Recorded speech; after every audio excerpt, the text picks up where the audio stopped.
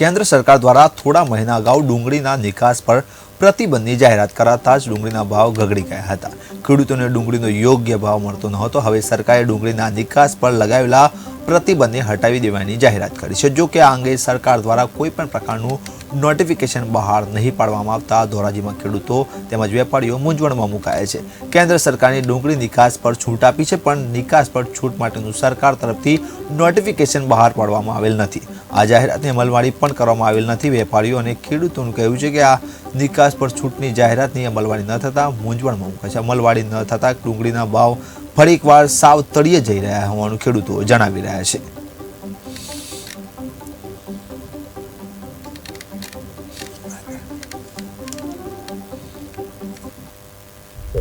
આ સરકાર ખેડૂતોને દિવસે ને દિવસે મૂર્ખ બનાવવા સિવાય કોઈ બીજું કામ કરતી નથી।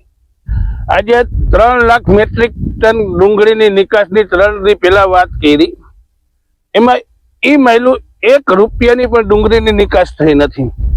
દિવસે ને દિવસે ખેડૂતને મૂર્ખ બનાવવા સિવાય આ સરકાર કઈ કરતી નથી। આ લોલીપોપ સમાન આ એના બધા જે બહાર પાડે છે ફતવા એ લોલીપોપ સમાન છે।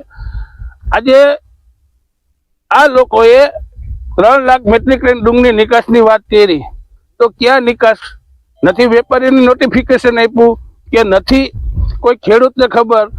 અને આ લોકો એમ કે છે કે નાફેડ ખરીદી કરે અને નાફેડ નિકાસ કરે। અરે ભાઈ, તો તમારી નાફેડની ખરીદી તો તમારે ચાલુ થઈ જવી જોઈએ। અત્યારે ક્યાં તમારી નાફેડની ખરીદી થાય છે?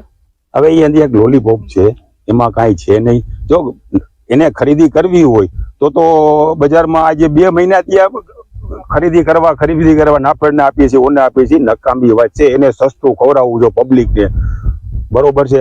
અમારી પાસેથી લૂંટીને સસ્તું કરાવવું, સીધી ને સત વાત છે। જો ગવર્મેન્ટને સસ્તું જ ખવડાવવું હોય તો એ અમારી પાસેથી લઈને બજાર પર્યટીએ અને ખવડાવો। અમે ક્યાં વિરોધ કરીએ છીએ? આ ઘઉં મફત દે અમે ક્યાં ના પાડીએ છીએ? પબ્લિકને ખવડાવો, અમે ના નથી પાડતા। તમે મફત ખવડાવો, ડુંગળી મફત ખવડાવો, પણ અમારી પાસે આંચકીને, કોકની પાસેથી આંચકીને દિલાવના દીકરાઓ